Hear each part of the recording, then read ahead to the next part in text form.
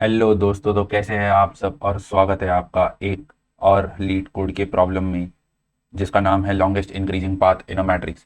तो अब इस क्वेश्चन में इन्होंने दिया क्या है कि आपको एक m इंटू एन का मैट्रिक्स दिया जाएगा। तो ज़रूरी नहीं है कि एक स्क्वायर मैट्रिक्स ही होगा, और इसमें हमसे कहा गया है कि हमें इसमें लॉन्गेस्ट इंक्रीजिंग पाथ बताना है। तो अब अगर आप देखेंगे एग्जाम्पल्स जो इन्होंने सैम्पल टेस्ट केसेस दे रखे हैं, उनमें अगर आप देखेंगे तो आपको पता चलेगा कि ये पाथ जो है ये किसी भी सेल पर शुरू हो सकता है मैट्रिक्स में। ये ज़रूरी नहीं कि 0,0 पर ही शुरू हो, और यही वो चीज़ है जो इस प्रॉब्लम को हार्ड बनाती है। तो और इन्होंने कहा है कि you may not move diagonally और मूव आउटसाइड द बाउंड्री। तो मतलब इन्होंने कहा है कि आप 9 के बाहर, इस सिनेरियो में इस 0,0 वाले 9 के बाहर आप नहीं जा सकते क्योंकि वो बाउंड्री पर है, और डायगनली भी नहीं जा सकते। इस 9,9 से हम 6 पर नहीं जा सकते, या हम इस 1 से 6 पर नहीं जा सकते। तो डायगनली हम नहीं जा सकते हैं। और कौन से चार डायरेक्शन में जा सकते हैं? लेफ्ट, राइट, अप और डाउन में। तो लेफ्ट, राइट, अप और डाउन यानी कि अगर इस 6 पर हैं हम, तो हम लेफ्ट में 6 पर जा सकते हैं, ऊपर 9 पर जा सकते हैं, राइट में 8 पर जा सकते हैं, और नीचे 1 पर जा सकते हैं। पर इन्होंने कहा है कि स्ट्रिक्टली इंक्रीजिंग है, तो अगर हम 6 से कर रहे हैं किसी भी चार डायरेक्शन में, तो हम 1 और 6 पर नहीं जा सकते क्योंकि वो स्ट्रिक्टली इंक्रीजिंग नहीं है। 6 इज इक्वल, और 1 तो छोटा है 6 से, तो इसके लिए हम उस पर नहीं जा सकते। और अगर हमें देखना हो कि किस किस कंपनीज ने क्वेश्चन पूछा है, तो ये सारी कंपनीज हैं जिन्होंने हाल ही में क्वेश्चन पूछा है। तो अगर हम इस प्रॉब्लम को देखें, तो जब मैंने इस प्रॉब्लम को फर्स्ट टाइम देखा था और जब मैं इसे पढ़ रहा था, या इंटरव्यू में जब भी आपसे पूछा जाए, तो इस प्रॉब्लम को आप ग्राफ की तरह भी अप्रोच कर सकते हैं या मैट्रिक्स की तरह ही अप्रोच कर सकते हैं, और इसमें डीएफएस का यूज़ होगा। तो DFS as in depth first search, जिसमें हम रिकर्जन का यूज़ करते हैं, उस तरीके से हम जाएंगे। तो या बीएफएस से भी किया जा सकता है इसे, पर हम अब हम इसे डीएफएस के व्यू पॉइंट से देखेंगे। तो डीएफएस अगर देखना हो तो कैसा होगा कि अब अगर हम हर इससे निकाल रहे हैं, तो अगर हम हर इस इससे निकाल रहे हैं, हर सेल से हमें अगर डीएफएस करना पड़े, तो कैसे करेंगे? पहले तो मैं इसे कॉपी कर देता हूँ इमेज को, और हम इसे यहाँ पर पेस्ट कर देते हैं ताकि दिखाने में आसानी हो। तो अगर इंटरव्यू में ये सवाल आए तो आपको इसे कैसे अप्रोच करना है और आपको क्या करना है, वो सब मैं आपको इस वीडियो में बताऊंगा। तो अगर समझिए आपको ये मैट्रिक्स दिया गया है, अब हम डीएफएस करने की बात तो कर रहे हैं, पर क्योंकि लॉन्गेस्ट इंक्रीजिंग पाथ किसी भी सेल से शुरू हो सकता है, इसलिए हमें डीएफएस हर सेल पर लगाना होगा। पर क्या ये बेवकूफ़ी नहीं होगी कि अगर हमने यहाँ से, समझिए, डीएफएस करना शुरू किया, हमने यहाँ से डीएफएस करना शुरू किया, तो 1 के लिए हम 6 को तो ढूंढ ही रहे हैं, और 6 के लिए हम 6 से हम 9 पर भी जा रहे हैं। तो इस 1 के लिए 3 भी एक पोटेंशियल आंसर है, 3। और इस 1 के लिए 2 ही एक पोटेंशियल आंसर, 2 ही एक आंसर है, जो कि क्योंकि 1 से हम 8 पर ही जा सकते हैं, तो इसके लिए 2 होगा। पर हम 8 पे भी बीएफएस कर रहे हैं, और अगर आप देखें तो हम इस 6 से 8 पर आ सकते हैं क्योंकि हमें बताया गया है क्वेश्चन में कि हम राइट पर जा सकते हैं। तो हम इस 6 से 8 पर भी जा रहे हैं, तो हम इस 6 के थ्रू भी 8 के लिए बीएफएस डीएफएस कर रहे हैं। तो क्या ये बेवकूफ़ी नहीं होगी कि हम एक ही सेल के लिए बार बार डीएफएस कर रहे हैं? तो यहाँ पर हमें एक कंसेप्ट यूज करना है जिसका नाम है मेमोइजेशन, जो कि डायनामिक प्रोग्रामिंग में यूज किया जाता है। तो अब मेमोराइजेशन क्या कहता है कि अगर आपने किसी चीज के लिए एक बार सॉल्यूशन निकाल दिया है, तो आप उसे स्टोर करके रखें। आपको उसे बार बार कैलकुलेट करने की जरूरत नहीं है। अगर आपने उसे कैलकुलेट कर रखा है तो आप स्टोर्ड वैल्यू को ही यूज करें, आप उसे वापस से कैलकुलेट नहीं करेंगे। तो हम एग्जैक्टली यहाँ पे ये करेंगे। तो अगर मैं, समझिए कि इस 1 से शुरू कर रहा हूँ, तो मेरे पास दो ही रास्ते हैं जाने के लिए। इस तरफ मैं जा नहीं सकता, और नीचे की तरफ भी मैं नहीं जा सकता। तो लेफ्ट में भी मैं नहीं जा सकता क्योंकि एक ही है और स्ट्रिक्टली इंक्रीजिंग कहा गया है। और ऊपर जा सकता हूँ तो 8 है, तो इसके लिए 8 से मैं कहाँ जा सकता हूँ? 8 से अगर हमने बीएफएस किया, सॉरी डीएफएस किया, तो मैं 6 पर तो नहीं जा सकता क्योंकि छोटा है। 4 पर भी नहीं जा सकता, छोटा है।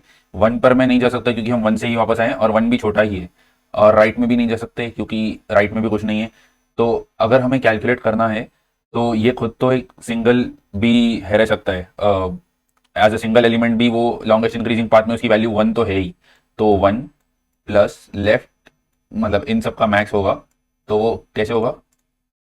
1 plus max of left plus left comma right comma top comma bottom. ठीक है। तो अगर मुझे इसकी साइज बड़ी करनी हो तो ऐसा करूंगा। तो ऐसा होगा कि अब 8 के लिए तो 1 है, और मैक्स उसका लेफ्ट राइट टॉप बॉटम सब 0 है। तो इसका 8 के लिए आंसर होगा 1।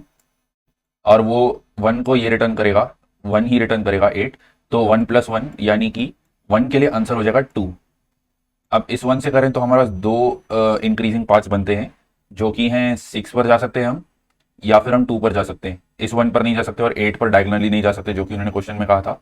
तो इस 6 से अगर जाएं तो 1 6 9 या 1 6 8 भी पकड़ें तो ये 3 देता है, और हम मैक्स ले रहे हैं, मतलब इस पूरे तीनों का आंसर है 3 और इस चारों का आंसर है 4, जैसा कि आप देख सकते हैं। तो हमें मैक्स चाहिए, तो हम 4 रिटर्न करते हैं इस सिनेरियो में।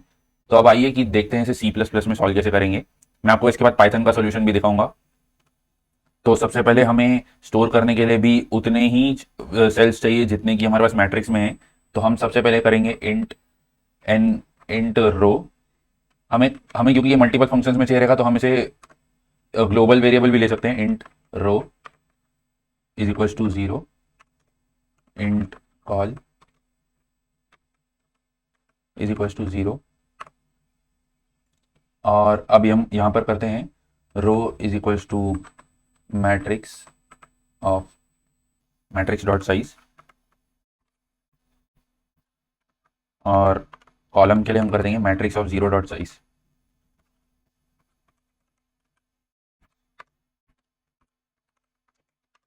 तो अगर समझना हो कि हमने ऐसा क्यों किया, तो अगर आप देखेंगे तो ये 2D मैट्रिक्स है, 2D एरे है, राइट। तो मैट्रिक्स ऑफ साइज मतलब इसका साइज, फर्स्ट रो। और मैट्रिक्स ऑफ 0 जो है वो भी एक एरे है, ये वेक्टर। तो मैट्रिक्स ऑफ 0 डॉट साइज में हमें 962 मतलब जितनी भी लेंथ है ऐसे में वो मिल जाएगी, और मैट्रिक्स डॉट साइज में हमें ये साइज मिल जाएगी। तो इस तरह से हमने मैट्रिक्स की वैल्यू फाइंड कर दी। अब हम अब हम एक मेमो नाम का 2D एरे ही बनाएंगे।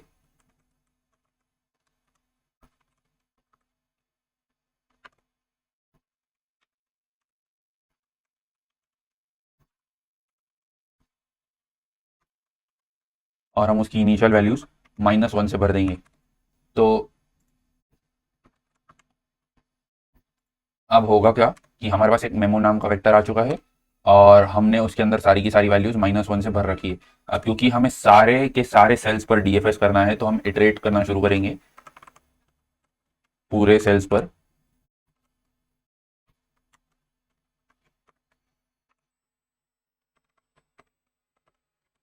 तो लूप लगा दिया हमने उसके लिए, पहले एक रो पे इटरेट करने के लिए, फिर हर रो के अंदर हम हर कॉलम पे इटरेट करेंगे, तो उसके लिए एक लूप।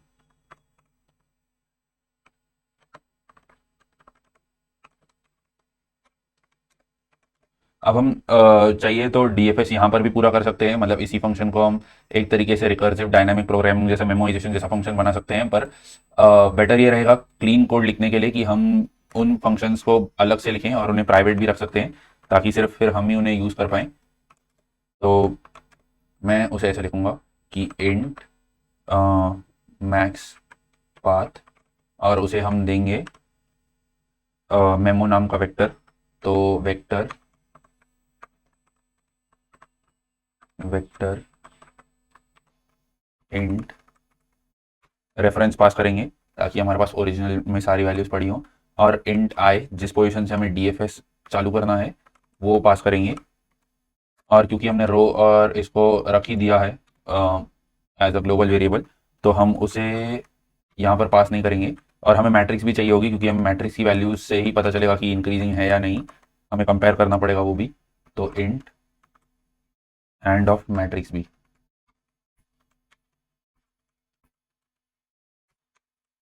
तो इस तरह से हमारे चार, तो हम फंक्शन लेंगे। अब फंक्शन में हमें अगर, अब हमें पता कैसे चलेगा कि हमने जो वैल्यू कैलकुलेट कर ली है उसे रिटर्न करना है या नहीं। तो उसके लिए हम ऐसा लिखेंगे कि if memo of I and J, क्योंकि 2D है, नॉट इक्वल टू -1, मतलब हमने -1 की वैल्यू हटाई दी है। और अब अगर देखा जाए तो मैट्रिक्स में हमने -1 क्यों रखा है, क्योंकि अगर कोई मैक्स पाथ नहीं भी हो तो भी आंसर 1 ही रहेगा, क्योंकि अगर कहीं किसी वेरिएबल से आप, जैसे इस 9 के लिए जो 1,0 पर है, आप वहां से कहीं पर भी जा नहीं सकते, तो उसके लिए आंसर 1 ही रहेगा, which would obviously not be -1। तो वो -1 नहीं रहेगा, तो उसके लिए हम क्या करेंगे, रिटर्न मेमो ऑफ आई जे। ठीक है। और अगर हमें देखना है कि पाथ वैलिड है या नहीं, तो उसके लिए भी एक फंक्शन ले लेते हैं जो कि बूल रिटर्न करेगा वैलिड सेल है या नहीं।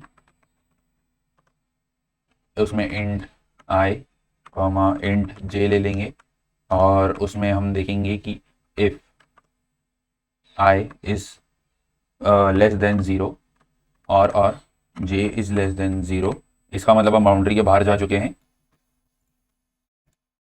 और I is greater than row -1 और J is greater than row col -1, तो रिटर्न फॉल्स, क्योंकि ये सब बाउंड्री के बाहर की वैल्यूज है और इन पे हम जा नहीं सकते, नहीं तो डिफॉल्ट रिटर्न ट्रू। ठीक है, तो ये फंक्शन एक लिख लिया। अब हम देखेंगे कि इफ, अब हम चारों के लिए कैलकुलेट करेंगे क्योंकि top right top bottom left और राइट जाना है हमें। तो अगर इसको वापस से लेना हो तो पहले हम सेल्स की नोटेशन के थ्रू समझना शुरू करेंगे कि कैसे हो रहा है।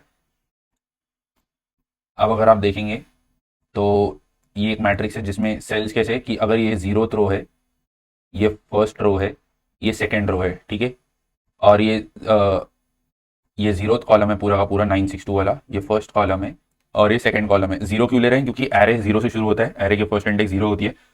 तो ये सेल हो जाएगा 0 0, ये सेल हो जाएगा 0 1, ये सेल हो जाएगा 0 2 और ये सेल हो जाएगा 1 0 1 1 1 2 2 2 1 2 2।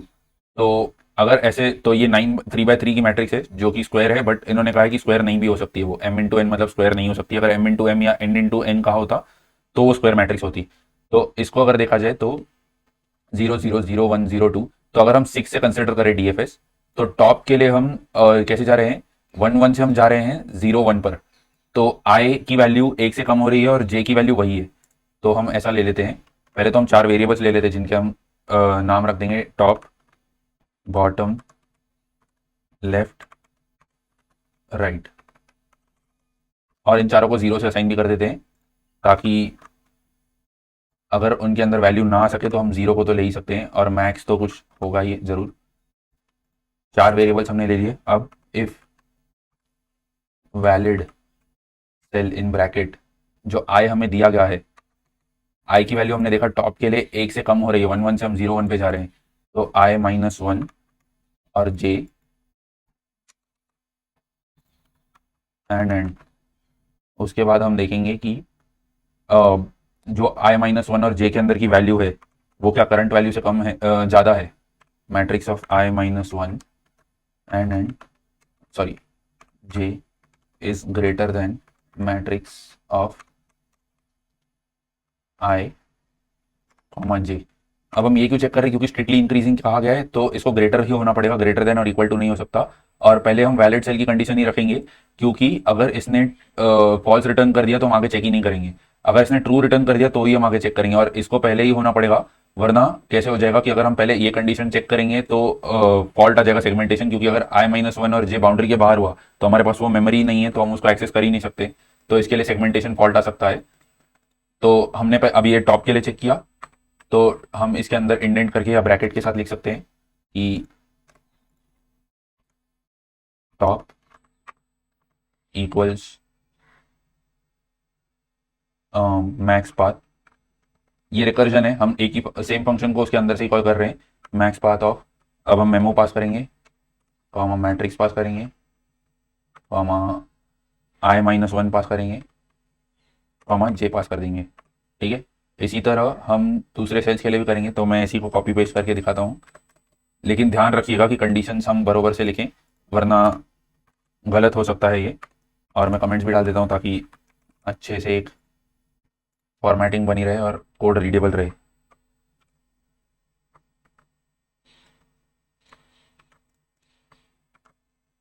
अब बॉटम के लिए अगर देखा जाए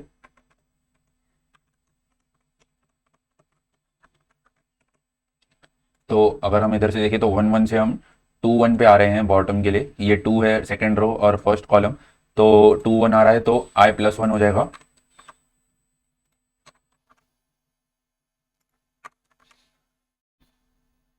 इस तरह से हमने बॉटम सेल को भी कवर कर दिया। अब आते हैं लेफ्ट सेल पे, तो अगर मैं इसी को कॉपी कर लूँ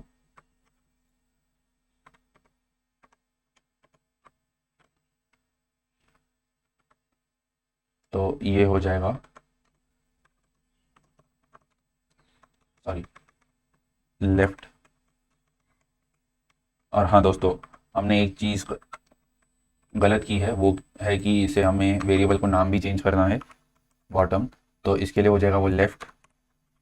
और अब लेफ्ट के लिए देखते हैं सेल। तो अगर 6 से हम लेफ्ट पे जा रहे हैं तो वो कैसे है कि 1 से हम 10 पर चले गए, तो जे 1 से कम हो गया, तो जे -1 हो जाएगा, और आई वैसे का वैसा ही रहेगा, है ना। 1 से हम 10 पे आ गए तो आई वही रहेगा और जे -1 हो जाएगा। तो हम इसे आई और जे -1 कर देंगे, और इसे भी हम आई और जे -1 कर देंगे। तो इस तरह से हमने लेफ्ट वाला भी कवर कर दिया। अब हम इसी को कॉपी करके राइट वाला भी कवर कर देते हैं। तो राइट में अब कैसे होगा कि हम यहाँ से यहाँ पर अगर आ रहे हैं तो 1 से हम 1 पर जा रहे हैं, तो इसकी वैल्यू क्या हो जाएगी, जे की एक बढ़ रही है जे की वैल्यू। तो हम अब J+1 करेंगे, J-1 की जगह, और वेरिएबल का नाम भी चेंज कर देंगे। राइट सेल इसे कर दिया हमने, और इसे भी हम राइट कर देंगे, हमने जो कि ऊपर लिया है, और जे को -1 की जगह +1 कर देंगे सब जगह। और फिर एंड में एक वेरिएबल हम और ले लेते हैं ans करके, जिसको हम वापस से 0 असाइन कर देंगे। और फिर हम यहाँ पर int sorry ans = 1 plus max of. अब क्योंकि C++ में मैक्स जो फंक्शन है वो दो ही वैल्यूज के बीच में कंपेयर कर सकता है, तो आप इसको भी ऐसे भी कर सकते हैं कि left comma max of right comma max. तो ये काइंड ऑफ एक मैक्स के अंदर मैक्स के अंदर मैक्स हो जाएगा। बट अगर आपको 4 वैल्यूज के अंदर साथ में करना है तो आप उसको ऐसे भी कर सकते हैं कि आप उसको काइंड ऑफ एक लिस्ट या वेक्टर के जैसे बना सकते हैं, लेफ्ट राइट टॉप बॉटम। तो इस तरह से हम चारों का मैक्स चारों में से जो मैक्सिमम होगा उसको ले लेंगे, और उसमें 1 ऐड करके वो हमारा आंसर बन जाएगा आई एंड जे के लिए। क्यों, अब हमें उसको स्टोर भी तो करना है आई ऑफ जे मेमो के अंदर, वरना हम फिर से वही गलती कर लेंगे कि हम बार बार कैलकुलेट कर रहे हैं। तो इसके लिए ans, तो हम मेमो ऑफ आई ऑफ जे में ans को डाल देंगे और रिटर्न कर देंगे ans को। तो इस तरह से हमारा ये फंक्शन तो खत्म हो जाता है। और अब हम इधर से सिर्फ इधर एक और वेरिएबल ले लेंगे हम, इंट ans = इंट मिन भी ले सकते हैं हम यहाँ पे, बट मेरे ख्याल से 0 भी काफ़ी होगा, 0 भी सही होगा। तो हम इसे 0 ले लेते हैं, और ans = मैक्स इन ब्रैकेट। अब क्योंकि यहाँ पर दो ही वैल्यूज हैं तो हम इसको ऐसे ले सकते हैं कि max path in bracket memo matrix और आई कॉमा जे। तो इस तरह से हमने सारे इसके लिए कैलकुलेट कर लेंगे और रिटर्न इन ब्रैकेट ans कर देंगे। तो अब इसे रन करके देखते हैं, और सेगमेंटेशन फॉल्ट आना था ही, क्योंकि सॉरी एरर आना ज़रूर था कि हमने यहाँ पे सेमीकोलन नहीं डाला था।